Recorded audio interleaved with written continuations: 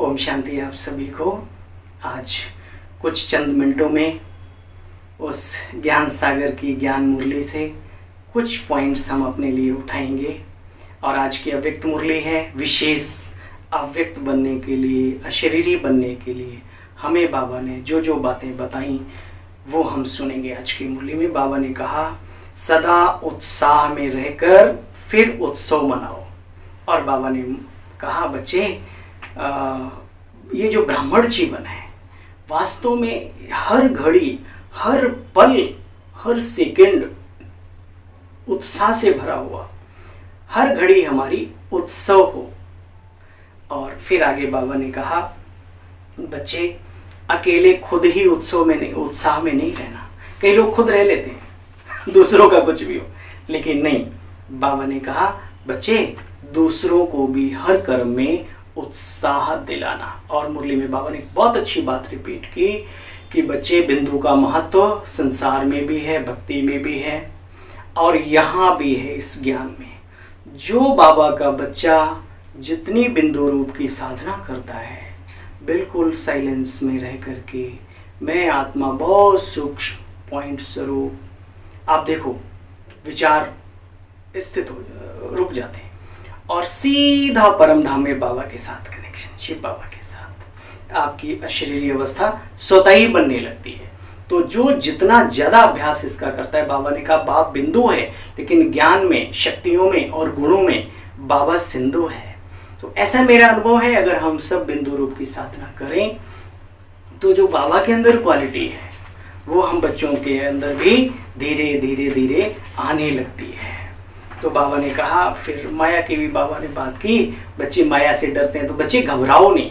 जैसे बॉल आती है जाती है तो उसमें घबराना क्या, सीन चेंज होता है, उसमें क्या बड़ी बात है। तो जीवन भी तो प्रभु हमारे साथ है, फिर उसमें ज़्यादा सोचना नहीं। एक जैसा हमेशा किसी के साथ भी सीन नहीं रहता, जिंदगी का बदलता रहता है। कब किस घड़ी कौन सा पार्ट चेंज हो, किसी का भी अपना भी पार्ट चेंज होने का मतलब कोई अच्छी परिस्थिति भी आ जाए और थोड़ा डाउन वैली भी आ जाए तो उसमें ज़्यादा घबराना नहीं है। वाह, थैंक यू बाबा। हर पल हर घड़ी हम बच्चों को कितना उमंग उत्साह देते रहते हैं इस मुरली के माध्यम से। कल आपने कहा यही मेरी कृपा है, मुरली सुनाना, ज्ञान सुनाना, यही मेरा आशीर्वाद, यही कृपा है। आपके आशीर्वाद को हृदय से सलाम, नमन। बाबा ने कहा खेल में मनोरंजन होता है ना, खेल खेल है, खेल में जीत क्या हार क्या, खेल तो खेल है, ये जीवन भी ऐसे ही है। तो जो समझे वो उसके लिए बाबा ने कहा एक बहुत ही अच्छी बात बताई हमारे इस जीवन के लिए, हमारे इस ब्राह्मण जीवन का वो मुख्य फाउंडेशन है। अगर हम उस पर ध्यान नहीं देते तो आधे अधूरे ब्राह्मण रहते, कच्चे ब्राह्मण रहते हैं, आधे कच्चे आधे पक्के, आधी रोटी कच्ची हो आधी पक्की हो, खाने वाले को, रोटी भी खाने वाले को मजा नहीं आती तो हमारे बाबा को कैसा लगेगा। तो बाबा ने कहा बच्चे इस ब्राह्मण जीवन में तन की शुद्धि, मन की शुद्धि और इन दोनों की शुद्धि का एक विशेष, एक गहरी जो नियम है हमारा गहरा, वो है अन्न की शुद्धि। याद में बनाना, याद में ही खाना और याद में रहकर जो भोजन बनाया जाता है, प्रभु को स्वीकार करके जिस भोजन को ग्रहण किया जाता है वो भोजन भोजन नहीं रहता, वो भोजन दुख भंजन, दुखों को नष्ट करने वाला, निवारण करने वाला दुख भंजन भोजन बन जाता है। वो भोजन दुआ का भी काम करता है और साथ साथ बोलो दवा का भी काम करता है। वाह, तो आज से हम संकल्प करेंगे कि हमेशा पानी भी पिएं तो बाबा की याद में, कुछ भी खाएं पहले बाबा को और फिर बाबा की याद में खुद को स्वीकार करें। बाबा ने कहा वो भोजन कभी नुकसान नहीं करेगा, भगवान गारंटी कर रहा है। भोजन खाकर कितने बीमार पड़ते, कितना पैसा जाता है भाई। तो बाबा ने कहा तो भोजन की महिमा है, इसीलिए ब्रह्मा भोजन की महिमा है। और फिर बाबा ने पिछली मुरली की पॉइंट रिपीट कराई, क्योंकि हम भूल जाते हैं ना, ये हमारी फितरत है भूलने की। और जो भूलना नहीं चाहिए उसे भूल जाते हैं और जो भूलना चाहिए उसे हम याद रखते हैं जन्म जन्म तक। तो चलो बाबा ने कहा बच्चे दो बातें हमेशा याद रखो ब्राह्मण जीवन में। एक तो साक्षी होकर के हर दृश्य को देखो, अपने जीवन का हो किसी दूसरे जीवन का हो। दूसरा, बाबा का साथी बन करके रहो। ये स्लोगन, साक्षी और साथी, ये स्लोगन पक्का कर लो इस जीवन में। फिर बाबा ने एक बहुत ही अच्छी बात बताई कि देखो तुम्हारा हर पल हर घड़ी उत्सव है, और यही कारण है तुम बच्चों का जो यादगार मनाया जाता है वो आज भी हर यादगार उत्सव के रूप में मनाते हैं संसार में। दूसरी बात, बाबा ने एक बहुत अच्छी बात बताई कि बच्चे कोई कमी है, कमजोरी है। हम जो भगवान के बहुत अच्छे रतन है ना, उनके अंदर एक बड़ी प्रॉब्लम है। 99 अच्छाइयाँ हैं, बाबा बहुत अच्छी बात, लेकिन कहीं एक भी कमी होगी ना, छोटी सी, मन में संकल्प आ गया, स्वप्न आ गया, कोई XYZ जो भी है, अब उसी को लेकर के घोट घोट के जब तक अपना सत्यानाश पूरा ना कर दें, कभी नहीं। बाबा कमियां भरने आए हैं, वक्त लग सकता है, लेकिन हर कमी को मिटाकर ही हम रहेंगे। और उसके लिए बाबा ने खुद कहा, बच्चे मैं खुद आया हूं तुम्हें उत्तम बनाने के लिए, देवता बनाने के लिए, श्रेष्ठ बनाने के लिए। तो हिम्मत क्यों हारते हो? किसी भी चीज जो हमें अच्छी नहीं है हमारे जीवन के लिए, उस पर एक तो अटेंशन मत दो, ध्यान मत दो, बार बार उसके बारे में सोचो नहीं, पढ़ो नहीं, सुनो नहीं, ये बहुत बड़ी चीज है। दूसरी बात, बाबा ने कहा एक बहुत अच्छा तरीका है, बाबा के सामने लिख करके दे दो। और जब बाबा को आप लिख करके दे देते हैं तो होता क्या है, वो जिम्मेदारी बाबा की बन जाती है। बाबा ने कहा बाबा को लिख के दे दिया ना, बस आप हल्के हो जाओ उस चीज से, वो जिम्मेदारी बाबा की। बाबा कब मिटाएंगे, कैसे मिटाएंगे, आपको कैसे टच करेंगे, आपको किस अवस्था में, वो अपने आप हल्के हो जाओ। देखो शुक्रिया बाबा, कितना हमें दुनिया बोझ देती है और हमारे प्रभु बोझ हरते हैं, है ना। थैंक यू, दिल में बार बार बाबा का शुक्रिया निकले।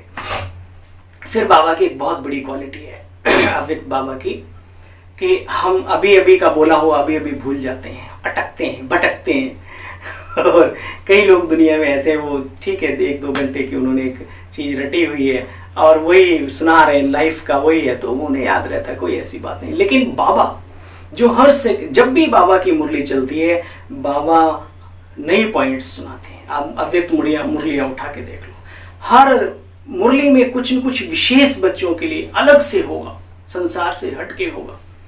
और 4 घंटे बाबा, 4-4, 5-5 घंटे में बाबा के समक्ष बैठा, हम लिखते रहे, भूल गए, लेकिन बाबा नहीं भूलते। अंत में जब बाबा याद प्यार देते हैं तो पूरी मुरली को 4 लाइन में रिपीट करते हैं। वाह, बुद्धिमानों का बुद्धिमान। ये पहचान होती है उस परम सत्ता की। ऐसे भी पहचान करनी चाहिए बाबा की, है ना। बाबा बहुत बहुत घंटे बैठे रहते थे। हाँ, आप देखो हम हिलते हैं, डुलते हैं, प्यानी लगती है, कहीं प्यास लगती है, कहीं कुछ होता है, बाबा के रथ को भी कुछ नहीं होता था, बिल्कुल। इसलिए लिखा हुआ है अर्जुन, मैं अपनी प्रकृति को भी वश में करके आता हूँ, गीता में लिखा हुआ है। तो ये बहुत बढ़िया बात है, कई लोग नहीं समझते ना, साधारण तन में आया हुआ। तो चलिए, बाबा ने वो रिपीट की मुरली। सदा अनादि और आदि रचना के रूहानी नशे में रहने वाले, सदा हर घड़ी उत्सव समान मनाने वाले, सदा याद और सेवा के उत्साह में रहने वाले बच्चे, माया की हर परिस्थिति को खेल समझकर साक्षी और बाप के साथ हर कदम में साथी बन चलने वाले, ऐसे सर्वश्रेष्ठ ब्राह्मण आत्माओं को अलौकिक जन्म दिवस की मुबारक हो। मुबारक के साथ साथ याद, प्यार और नमस्ते। सभी अति स्नेही दिल तख्त नशीन बच्चों को शिव जयंती की पदम गुणा, याद, प्यार और मुबारक। ये फरवरी 1988 की मुरली है ना। तो बाबा ने मुबारकबाद दी। अच्छा भाई, आज का वरदान है, किसी की कमी कमजोरी को ना देख, अपने गुण व शक्तियों का सहयोग देने वाले मास्टर दाता भव। क्या कहा बाबा ने? किसी की कमी कमजोरी को ना देख, अपने गुण व शक्तियों का सहयोग देने वाले मास्टर दाता भव। बाबा ने विश्लेषण किया इस बात का। मास्टर दाता वे बच्चे हैं जो सदा इसी रूहानी भावना में रहते कि सर्व रूहें हमारे समान वर्षे के अधिकारी बन जाएं। किसी की भी कमजोरी को, कमी को ना देख वे अपने धारण किए हुए गुणों का, शक्तियों का सहयोग हमेशा दूसरों को देते रहते हैं। यह ऐसा ही है। इस भावना के बजाय मैं इसको भी बाप समान बनाऊं, यह शुभ भावना हो। फिर बाबा कहते हैं साथ साथ यही श्रेष्ठ कामना हो कि सर्व आत्माएं इस समय पर कंगाल भी हैं, दुखी भी हैं, अशांत से शांत, सुख रूप मालामाल बन जाएं। जो ऐसी हैं वो सुख रूप मालामाल बन जाएं, तब कहेंगे मास्टर दाता। और आज की मुरली का बहुत अच्छा स्लोगन है, हम सभी सुनेंगे। मनसा वाचा कर्मणा, सेवा करने वाले ही निरंतर सेवाधारी हैं। उनके हर श्वास में सेवा समाई हुई है। स्वार्थ नहीं, क्या समाया हुआ है? सेवा समाई हुई है निरंतर सेवाधारियों के मन में। ठीक है, एक बार फिर सुने। मनसा वाचा कर्मणा, सेवा करने वाले ही निरंतर सेवाधारी हैं। उनके हर श्वास में सेवा समाई हुई